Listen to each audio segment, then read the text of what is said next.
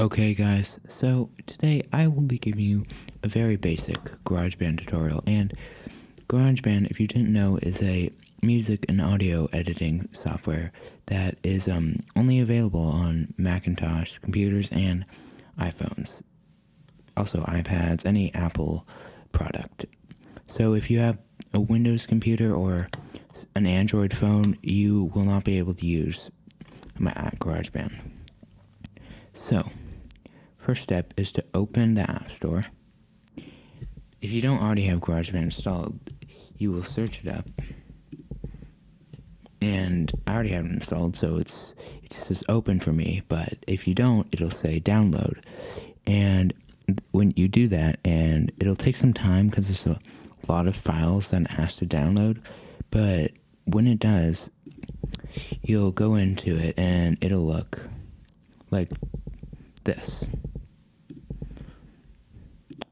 Also, GarageBand has a lot of libraries and data and synths and stuff like that, all these little electronic instruments, so it takes up a lot of space. So if you're in a pinch for space, you may not want to get GarageBand because it takes up more than 10 gigabytes, a lot.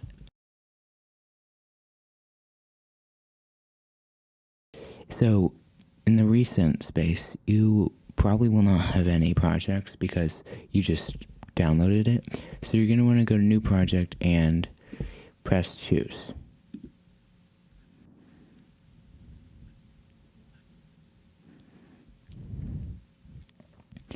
Now, so you've gotten into your first project. What you're probably going to want to do is select MIDI software instrument because it's more complicated to connect a guitar or a mic to GarageBand first time, so you're just going to want to select MIDI. And there you have it, there's your instrument. So you may not know what to do. What you're going to want to do, if you want to play the instrument, default is classic electric piano, is press Command K. And it'll bring up this little keyboard. So I can go like...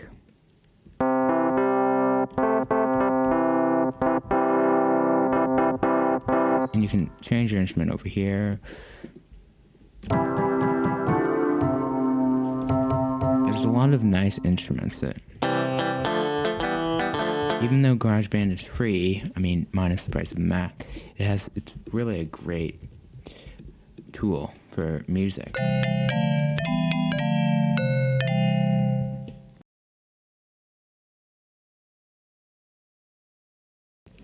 So, if you want to record the stuff that you're playing, you're going to want to go up to this little red dot, and you're going to want to press it. Or you can just press R for record. And GarageBand will count you off.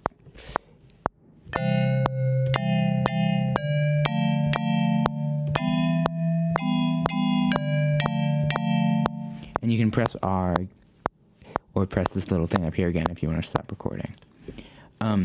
And then you can move this around if you like, anywhere you want it to be.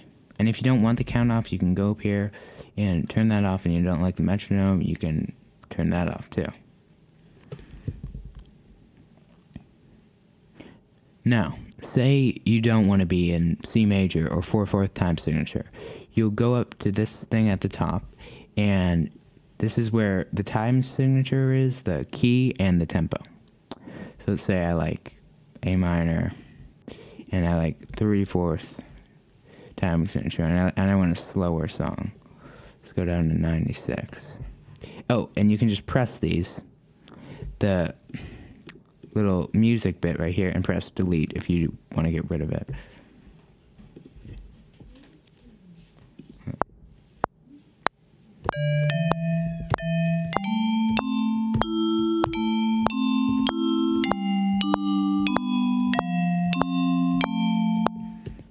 And then you can change it around. And the great thing about these MIDI audio things right here is that if you change the tempo, it'll quite smoothly transition.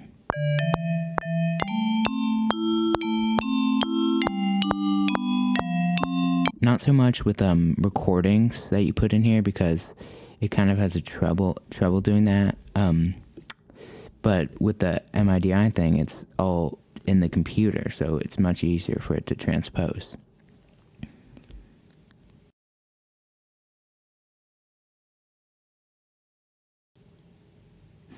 Now, let's say you want some rhythm,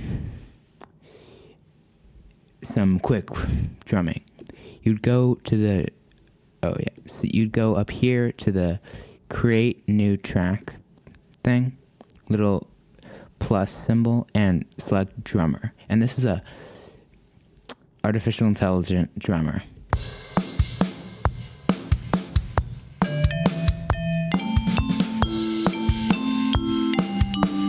And he'll drum with the tempo of your song. And you can easily change what style they drum in. And there's a lot of different options too, which is pretty nice if you don't really like using the keyboard to compose drumming pieces, which I don't really like. I like to just use these drummers because it's much simpler.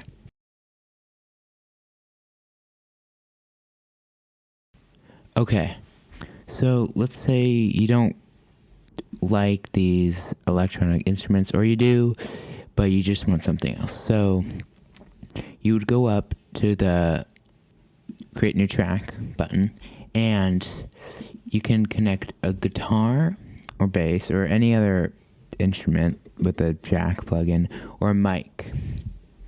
Now, I don't have my guitar on me right now, so I'll connect the mic. And there you go. So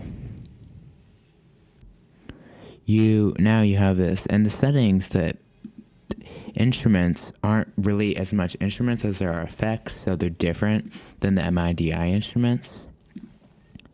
So let's record. Oh, also, if you want to silence a track, you can go over here and press this little mute thing so that you don't have to listen to that when you're recording. Okay. Let's change this back to 4/4. Hello. So we can go back and listen to that. Hello. And we can edit it. Hello.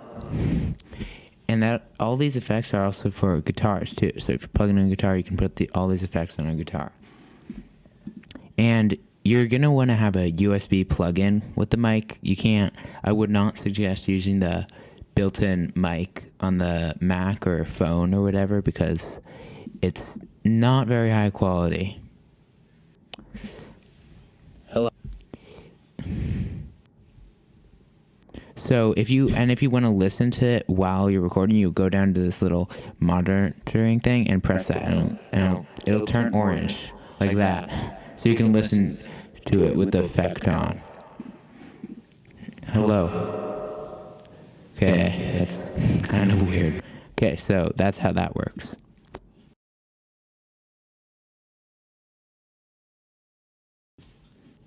So let's say you have your song and you want to export it. Now, I use Apple Music, so you would want to go up to the top and press the share drop-down menu. And then you'll press song to music. And I don't know about Spotify, but if you have Apple Music, it'll directly go to your Apple Music library.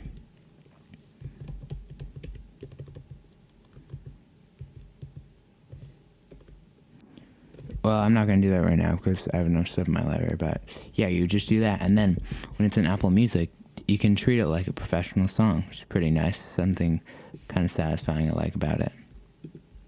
Now, let's say you're done working on this project. Maybe you want to start something else, or you just want to stop GarageBand for the day. You go up here and press the red escape button. And it's going to pop up this thing that says ask if you want to save it, and you probably do, unless you don't. And you press save, and then it'll ask you for the name. Let's just put test tutorial. And it'll be saved. And you can find it in your recent projects thing. Speaking of that, in your recent projects thing, it'll only show the 10 most recent projects you worked on. So if you have more than 10 projects and you want to find an older one, you'll go down here where it says open an existing project. And all your former projects will be in here for easy access.